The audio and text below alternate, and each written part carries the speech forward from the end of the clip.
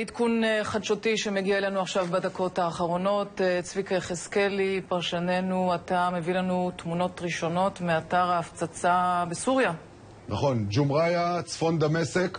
הטלוויזיה הסורית מעלה לפני כמה דקות תמונות ראשונות ממה שהם טוענים שזה האזור. הנה את רואה, זה המרכז למחקר מדעי, כך הם קוראים לזה. תמונות שהטלוויזיה הסורית נותנת עכשיו במהדורה שלה. אפשר לראות מבנה, אפשר לראות הריסות, פיגומים, מיד תראי גם קצת מבחוץ כלי רכב שנפגעו. להזכירך, הסורים לא מדברים על שיירה, הנה כלי רכב צבאיים לפחות. הסורים לא מאשרים את עניין השיירה שהעבירה נשק בגבול לבנון-סוריה, אלא רק את המרכז המדעי, הטכנולוגי הזה שהם מדברים עליו בצפון דמשק.